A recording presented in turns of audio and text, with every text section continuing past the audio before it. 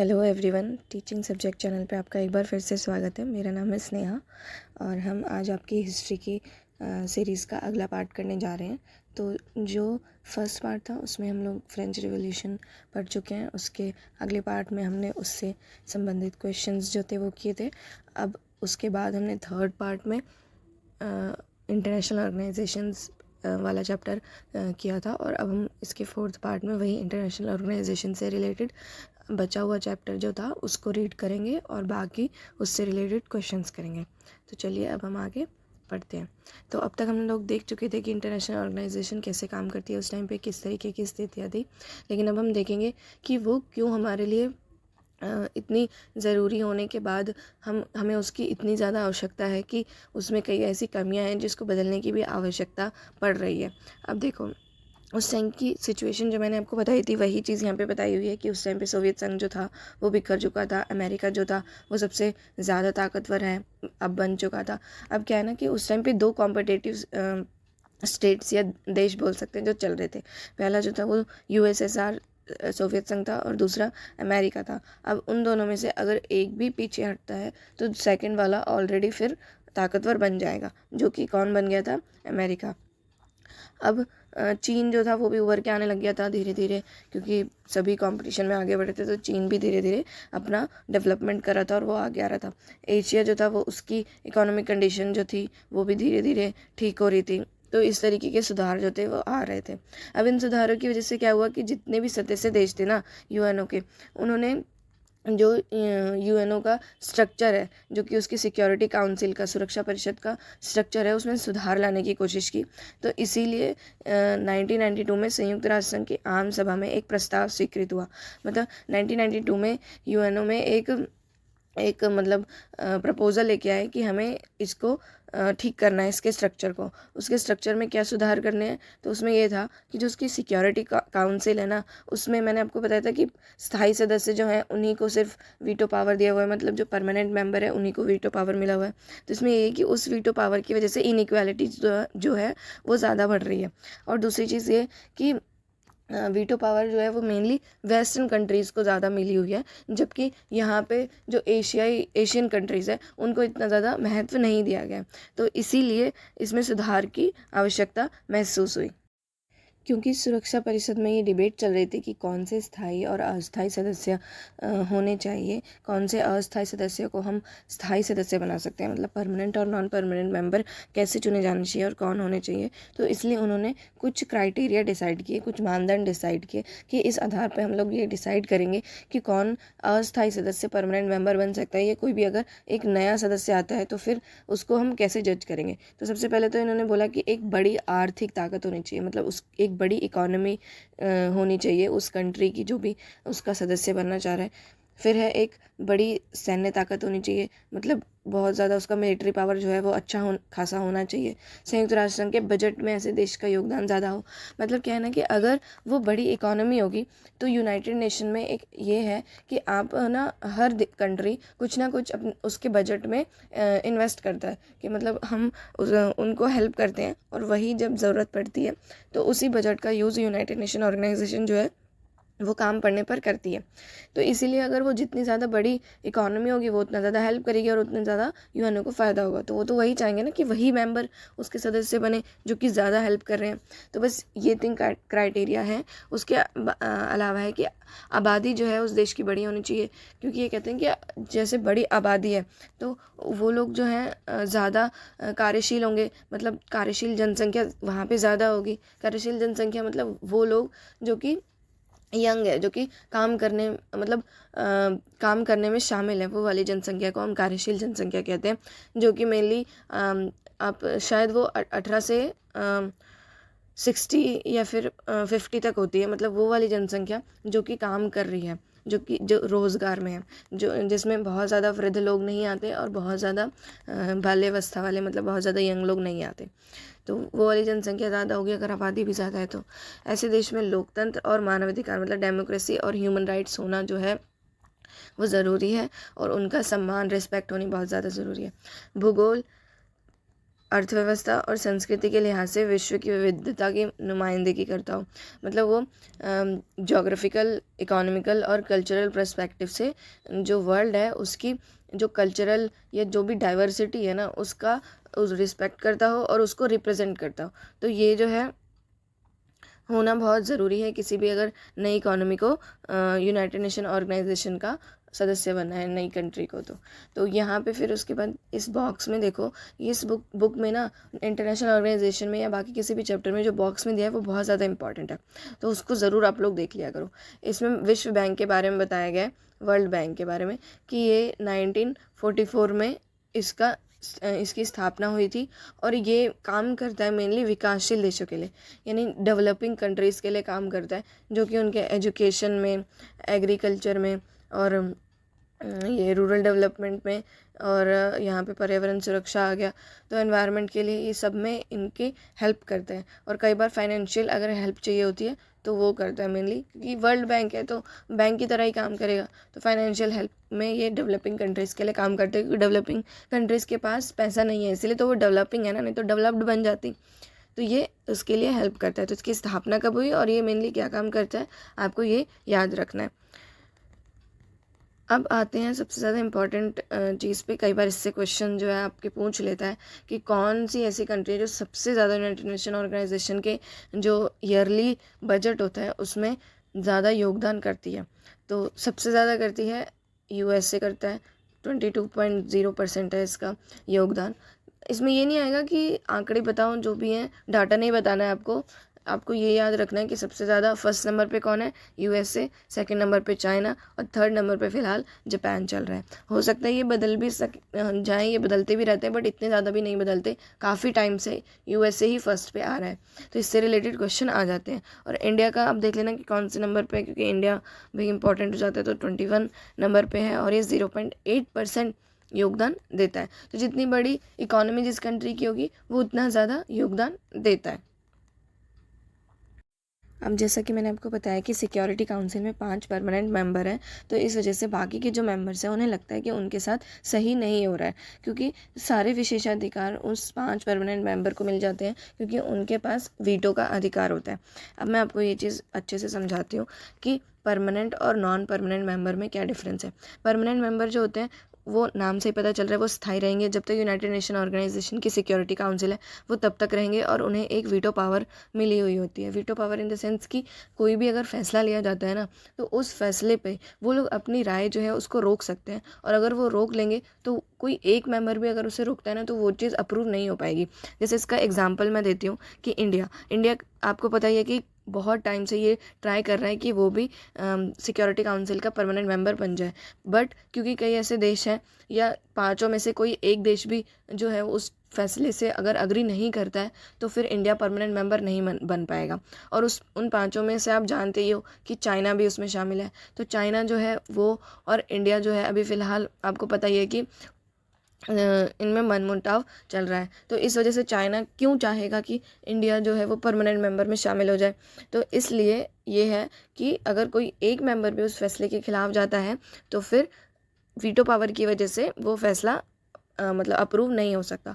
और जो non permanent member है वो हमेशा 2 साल के लिए चुने जाते हैं। 2 साल बाद दोबारा से उनको हटा करके नए मेंबर आते हैं। और ये भी याद रखना कि जो 2 साल के लिए वो चुने जाएंगे ना तो दोबारा से वही मेंबर नहीं आ सकता। जैसे मान लो कि अफ़गानिस्तान है, तो अफ़गानिस्तान 2 साल के लिए नॉन परमानेंट मेंबर चुना गया है, तो उसके अगले ही 2 साल बाद जब वो हट रहा है तो दोबारा से फिर 2 साल के लिए वो नहीं आ सकता, गैप लेगा, उसके बाद वो फिर आ सकता है।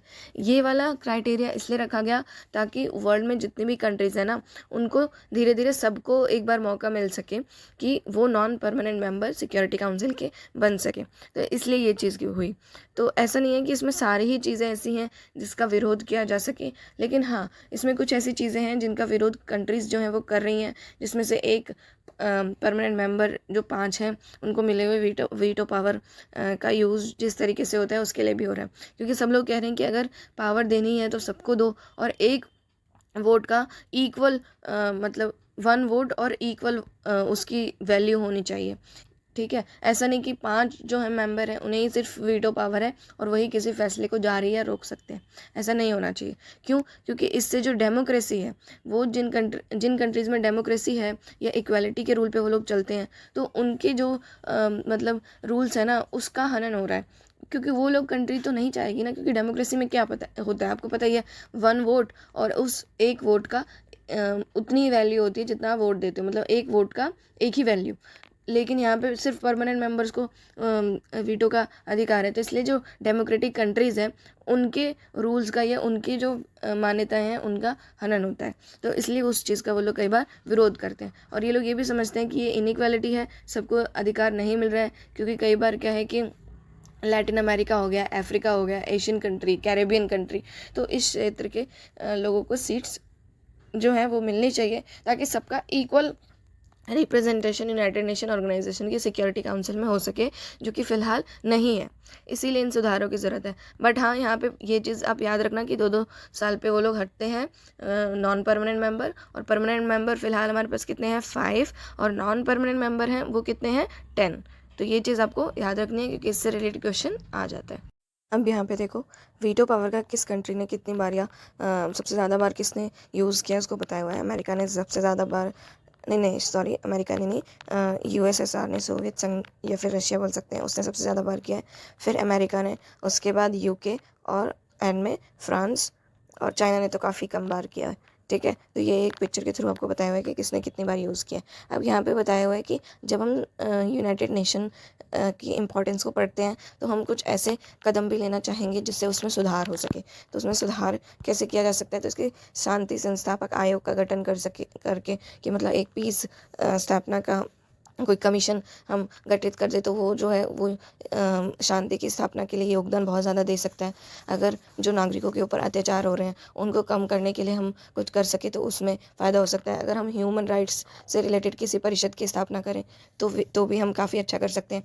एक ना MDG गोल्स होते हैं, MDG मिलेनियम डेवलपमेंट गोल्स, जिसे हम सहस्त्राब्दी विकास लक्ष्य कहते हैं, जिन्हें हर बार यूनाइटेड नेशन ऑर्गेनाइजेशन जो है वो तय करता है कि जैसे मान लो ये 17 गोल हैं हमारे, कि भुखमरी को कम करना है, गरीबी को कम करना है। तो इस तरीके से ये लोग 17 गोल्स बनाते हैं, उस पर ये काम करते हैं कि हमें इसमें सुधार करना है। तो ये गोल जो ये लोग निर्धारित करते हैं ना, उससे भी काफ़ी ज़्यादा इनके कार्य करने की क्षमता में सुधार हुआ है, क्योंकि ये गोल निर्धारित करते हैं फिर उसे पूरा करने के लिए काम करते हैं। फिर है आतंकवाद की निंदा करना, कि कोई भी ये लोग टेररिज्म को सपोर्ट नहीं करते, तो उससे रिलेटेड अगर कुछ भी होता है तो ये लोग कदम लेंगे ही लेंगे उसके खिलाफ। ठीक है, और कड़ा कदम लेंगे, तो ये चीज़ रहती है। फिर है लोकतंत्र कोष का गठन करना, ट्रस्टीशिप काउंसिल जो है उसको समाप्त करने पर सहमति। तो ऐसे कई सारे कदम है जो अगर यूनाइटेड नेशन ऑर्गेनाइजेशन ले रहा है तो फिर वो बहुत सही है। अब आगे हम देखेंगे कि यूनाइटेड नेशन ऑर्गेनाइजेशन और इंडिया, मतलब इंडिया क्या चाहता है। तो इंडिया जो है वो वैसे तो यूनाइटेड नेशन ऑर्गेनाइजेशन का सपोर्ट ही करता है, बट उसको उसके रिप्रेजेंटेटिव सिस्टम जो है ना, मतलब उसका प्रतिनिधि मूलक सिस्टम जो है वो सही नहीं लगता। उसे लगता है कि इसमें कहीं ना कहीं इनइक्वालिटी बहुत ज़्यादा है, क्योंकि जो उसकी आम सभा है, जनरल असेंबली, उसमें तो काफ़ी ज़्यादा मतलब डेवलपमेंट कंट्रीज़ को शामिल किया गया है और उसकी सदस्य संख्या जो है वो भी हर बार बढ़ती है। बट सिक्योरिटी काउंसिल में ऐसा नहीं है, उसकी सदस्य संख्या स्थिर ही रहती है। कई बार ऐसा होता है कि जो कंट्रीज़ हैं मतलब वही कंट्रीज़ हैं, परमानेंट मेंबर तो चेंज ही नहीं हुए ना, तो परमानेंट मेंबर भी नहीं हुए चेंज, और इस वजह से वो उसको ये रहता है कि आम सभा में तो सदस्य संख्या बदल रही है, बट जो सुरक्षा परिषद है उसमें उन बढ़ोतरी का कोई भी चांस नहीं है। और इंडिया ये भी क्लेम करता है कि उसे परमानेंट मेंबर बनाया जाए, उसके हम देखेंगे कि वो इंडिया किस आधार पे क्लेम करता है। बट उससे पहले ये एक देख लो कि वर्ल्ड ट्रेड ऑर्गेनाइजेशन, विश्व व्यापार संगठन, जो कि अंतर्राष्ट्रीय संगठन है, वैश्विक व्यापार के नियमों को तय करता है।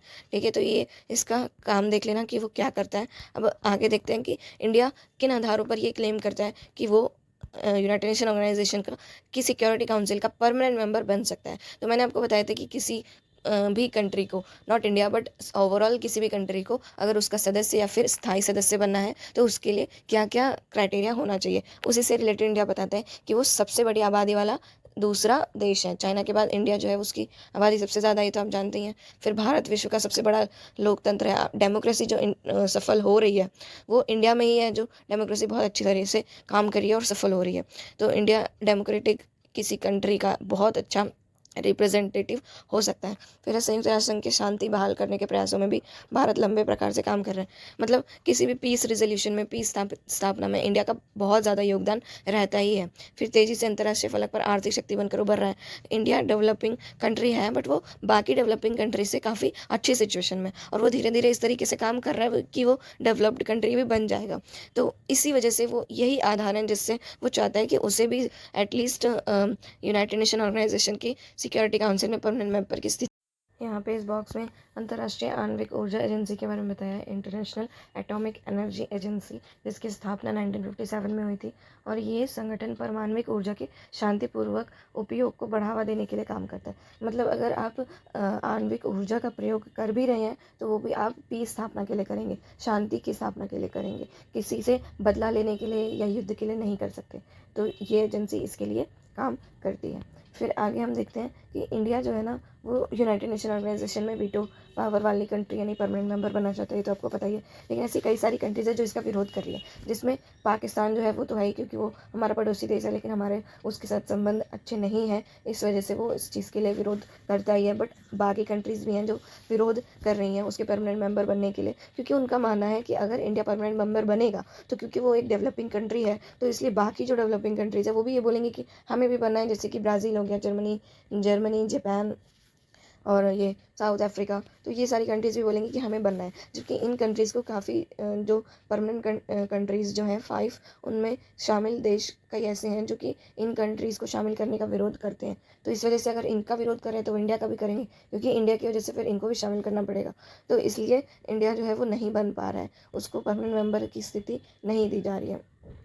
अब आगे बताया हुआ है कि एक ध्रुवीय विश्व में संयुक्त राष्ट्र संघ। एक ध्रुवीय विश्व का मतलब मैंने आपको बताया था कि 2 ध्रुव जब थे, यानी कि जब यूएसएसआर था और अमेरिका था, तो 2 ध्रुव बोलेंगे उसको। 2 ध्रुव मतलब कि 2 सेंटर पॉइंट थे जो कि पावरफुल थे। बट जब यूएसएसआर का विघटन हो गया तो सिर्फ अमेरिका बचा, तो इसलिए उसको बोलेंगे एक ध्रुवीय विश्व।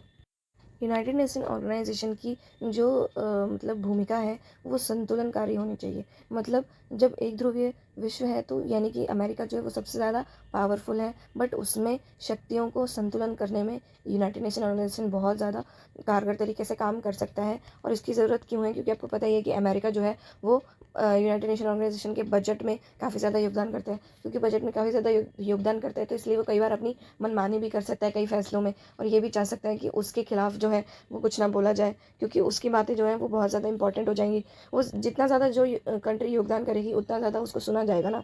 तो इसलिए ये देखा जाता है कि यूनाइटेड नेशन ऑर्गेनाइजेशन में अमेरिका जो है वो कई बार एक तरफा फैसले ले सकता है। ठीक है। फिर यूनाइटेड नेशन ऑर्गेनाइजेशन की ये भूमिका हो जाती है कि वो बाकी जो देश हैं उन सब में बातचीत करवाए, किसी भी फैसले पर उसका सल्यूशन निकालने में हेल्प करे, जो कि मैंने पहले भी इसकी भूमिका आपको बताई थी कि इसके लिए ये बहुत ज़्यादा इंपॉर्टेंट है। फिर है किसी भी देश का सामाजिक आर्थिक विकास में या झगड़ों को सुलझाने में संयुक्त राष्ट्र संघ की भूमिका जो है वो बहुत ज़्यादा बढ़ जाती है। और जब अमेरिका जो है अपनी नीतियों में मनमानी करे तो उस पर अंकुश लगाने की जिम्मेदारी किसकी है, उसको रोकने की जिम्मेदारी किसकी है, तो वो है संयुक्त राष्ट्र संघ की। क्योंकि वो एक ऐसा मंच है जहाँ से वो सबको इक्वल तरीके से देखेगा, और जब इक्वल तरीके से देख रहा है तो फिर वो ये नहीं देख सकता कि जो उसके बजट में सबसे ज़्यादा योगदान कर रहा है सिर्फ उसी की मनमानी चले। ठीक है। तो कई बार ऐसा हो जाता है कि इस तरीके से भी संयुक्त राष्ट्र संघ की भूमिका को देखा जाता है कि वो किस तरीके से बाकी जो नॉन परमानेंट मेंबर हैं या बाकी अन्य सदस्य जो हैं उनके साथ कैसे न्याय कर रहा है। तो इसलिए उसकी भूमिका जो है वो इस तरह से भी बढ़ जाती है। फिर ये ऑर्गेनाइजेशन एमनेस्टी इंटरनेशनल बताया हुआ है, ये बहुत ज़्यादा इंपॉर्टेंट है, इसको याद रखना। ये एक एनजीओ है, ठीक है, स्वयंसेवी संगठन है, और ये मानव अधिकार की रक्षा के लिए काम करता है, उसके लिए अभियान चलाता है। तो ये याद रखना कि एमनेस्टी इंटरनेशनल किससे रिलेटेड है, तो ह्यूमन राइट्स से रिलेटेड है। तो यहाँ से आपका चैप्टर ही खत्म हो गया, ये इसका लोगो है, यहाँ से ये आपका चैप्टर जो है वो ख़त्म हो गया है। हाँ, लेकिन ये देख लो, ये लास्ट में एक और ऑर्गेनाइजेशन बताई हुई है। तो ये है ह्यूमन राइट्स वॉच। तो ह्यूमन राइट्स वॉच जो है वो किस लिए काम करेगी, नाम से पता चल रहा है कि ये मानव अधिकारों की वकालत और उससे संबंधित अनुसंधान करने वाला एक अंतर्राष्ट्रीय संगठन है। मतलब ये भी एक एनजीओ है और ये भी ह्यूमन राइट्स के लिए काम करती है। ठीक है। तो ये देखते रहना कि ये बॉक्स में किस तरीके से बता रहा है। तो ये वाला चैप्टर आपका पूरा हो गया। अब हम करेंगे इससे रिलेटेड क्वेश्चन आंसर कि किस तरीके के क्वेश्चन आंसर इसमें आ रखे हैं। और जिसने भी वीडियो इसका पहला पार्ट नहीं देखा इंटरनेशनल ऑर्गेनाइजेशन का, वो फर्स्ट पार्ट देख के आओ, फिर ये सेकंड पार्ट देखो, और उसके बाद जब ये आप क्वेश्चन आंसर करोगे ना जो मैं करा रही हूँ, तो आप कर पाओगे। तो प्लीज़ आप फर्स्ट पार्ट ज़रूर देखिए जिन्होंने नहीं देखा है।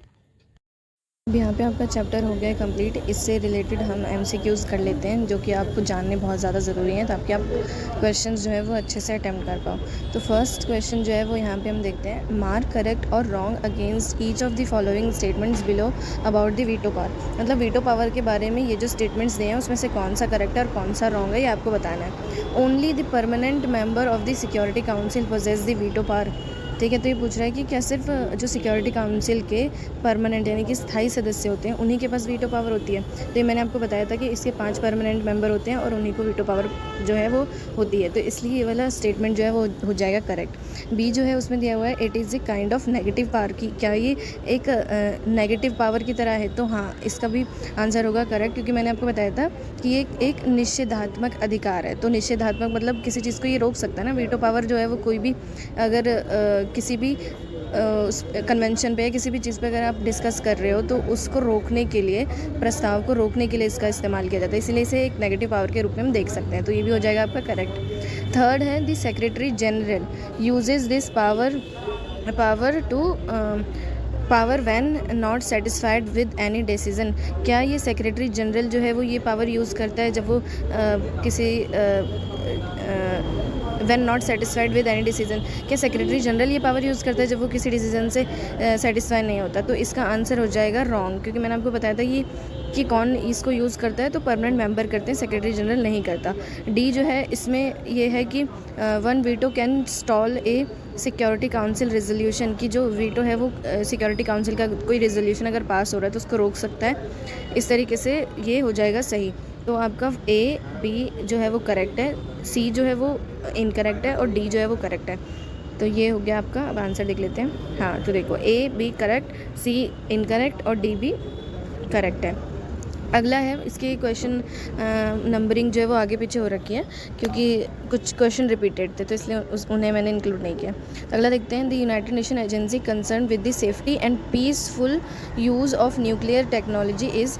अब ये बोल रहा है कि यूनाइटेड नेशन की ऐसी कौन सी एजेंसी है जो काम करती है शांतिपूर्ण आणविक जो है उसके यूज़ को, कि मतलब परमाणविक हथियार या जो होते हैं उसको यूज़ करने के लिए कौन सी एक काउंसिल है, मतलब एजेंसी है यूनाइटेड नेशन की जो काम करती है। तो इसको मैंने आपको याद होगा कि चैप्टर में बॉक्स में एक जगह पे ये था जो मैंने आपको बताया था, तो वो है इंटरनेशनल एटॉमिक एनर्जी एजेंसी। इसका आंसर देख लेते हैं। हाँ, इसके नाम से ही पता चल जाएगा आपको, इंटरनेशनल एटॉमिक एनर्जी एजेंसी। अगला क्वेश्चन है आपका, WTO is serving as the successor to which of the following organisations. कि WTO जो है वो कौन सी WTO जो है वो कौन सी ऐसी एजेंसी के लिए काम कर रही है, मतलब कौन सी एजेंसी जो है WTO से रिलेटेड है। तो इसमें अब ऑप्शंस देखो, General Agreement on Trade and Tariff, General Arrangement on Trade and Tariff, World Health Organisation, United Nation Development Programme. देखो, जो WTO है ना वो एक एग्रीमेंट आया था जिसके थ्रू फिर WTO काम करती है और रेगुलेशंस जो है, रूल्स जो है वो बनाती है। तो वो जो एग्रीमेंट था वो था general Agreement on Trade and tariff. Trade मतलब वही व्यापार हो गया, तो व्यापार से रिलेटेड। इसका आंसर भी देख लो, यही है, general Agreement on Trade and tariff. 6 देखते हैं, India became a member of United nation in. ये मैंने आपको इसका आंसर बताया था। तो ये 1945 में इंडिया जो था वो इसका मेंबर यूनाइटेड नेशन का बन गया था। तो ये आपको याद, ये तो ज़रूर होना ही चाहिए कि इंडिया कब इसका मेंबर बना था। अब ये अगला क्वेश्चन पूछा है, who was the first women president of United nation general assembly. United nation general assembly की फर्स्ट महिला प्रेसिडेंट जो थी वो कौन थी? तो वो थी विजय लक्ष्मी पंडित। आगे क्वेश्चन है, which one of the following is not a permanent member of United nation security council. ये पूछ रहा है कि ये इनमें से जो भी नाम दिए हुए हैं उसमें से सिक्योरिटी काउंसिल का कौन ऐसा देश है जो कि परमानेंट सदस्य नहीं है, यानी कि स्थायी सदस्य नहीं है। अब इसमें से देखो आप, रशिया, इंडिया, चाइना और फ्रांस। तो आपको मैंने बताया था रशिया, चाइना, फ्रांस ये तो हैं, बट इंडिया नहीं है, क्योंकि इंडिया बोल रहा है कि काफ़ी सारे ऐसे क्राइटेरिया जो हैं उसमें वो खरा उतरता है तो उसको परमानेंट मेंबर बनाया जाए, बट अभी इंडिया परमानेंट मेंबर फ़िलहाल नहीं है। तो इसलिए इसका आंसर क्या हो जाएगा? इंडिया। अगला क्वेश्चन है, who block the second term for buttress गली घली एज सेक्रेटरी जनरल, मतलब इन बोल रहा है कि किसने सेकंड टर्म जो है सेक्रेटरी जनरल बनने के लिए, ये एक नाम दिया हुआ है सेक्रेटरी जनरल का, कि पहली बार तो ये बन गए थे बट सेकंड टाइम जब ये बने तो उसको रोका किसने, मतलब कौन से ऐसा परमानेंट सदस्य था जिसने उनकी सदस्यता को वीटो का यूज़ करके रोक दिया। तो वो था यूएसए जो था वो अपोज कर रहा था कि ये दोबारा से मतलब सेक्रेटरी जनरल नहीं बनेंगे। तो इसका आंसर हो जाएगा यूएसए। अगला है the prime objective of the United Nation is, इसमें पूछ रहा है, इसमें ऑप्शन नहीं है कि यूनाइटेड नेशन का प्राइम ऑब्जेक्टिव क्या है। तो आपको मैंने बताया था कि उसका प्राइम ऑब्जेक्टिव क्या है। सबसे पहली जो उसका उसकी मतलब रिस्पॉन्सिबिलिटी है वो क्या है, पीस स्थापित करना और सिक्योरिटी मतलब शांति की स्थापना जो है सबसे मेन उसका पर्पज़ है। आंसर जो है वो यहीं पे ये दिया हुआ है, maintenance of international peace and security. अगला है the highest functionary of the United Nation is called, कि मतलब सबसे जो हाईएस्ट पोस्ट होती है या जो मैंने आपको बताया था कि जाना माना चेहरा जो है यूनाइटेड नेशन का वो क्या होता है, तो वो था हमारा महासचिव। मैंने आपको बताई थी ये बात कि वो है हमारा महासचिव, और उसको इंग्लिश में क्या बोलते हैं, सेक्रेटरी जनरल। इसका आंसर देख लेते हैं, ये देखिए सेक्रेटरी जनरल।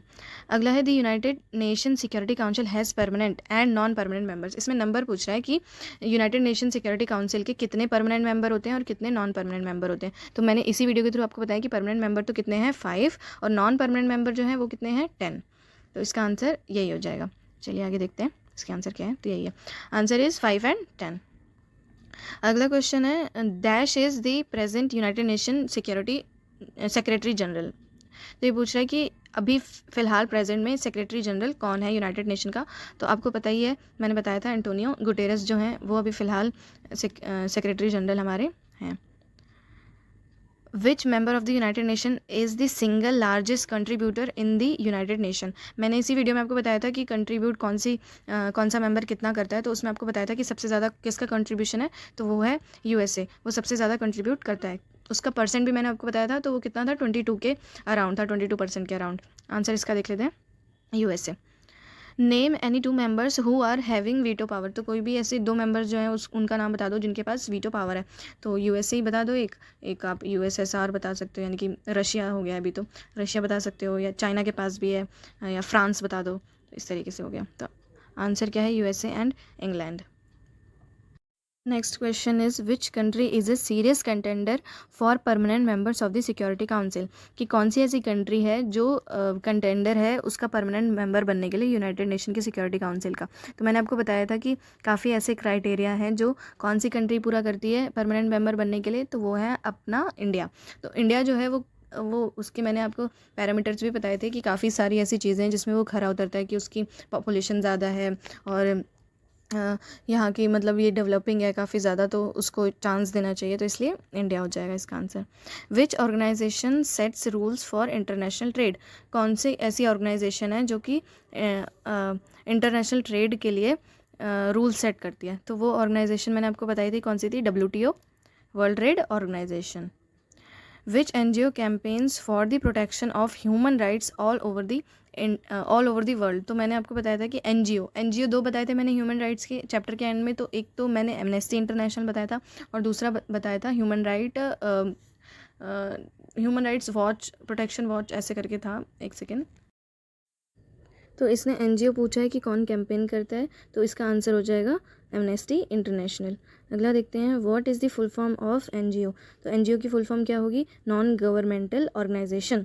ठीक है, तो ये सारे आपके क्वेश्चन हो गए, आपका चैप्टर भी हो गया। अगर आपको कोई भी कन्फ्यूजन है, कोई भी क्वेरी है, आप मुझे इस वीडियो के नीचे ही कमेंट करके बताओगे कि आपको क्या चीज़ है जो आपको समझ में नहीं आ रही है। ओके, और वीडियो अगर पसंद आई हो तो लाइक, शेयर, कमेंट और सब्सक्राइब ज़रूर करना। हम मिलते हैं आपको इस हिस्ट्री की सीरीज़ की अगली वीडियो में। ओके।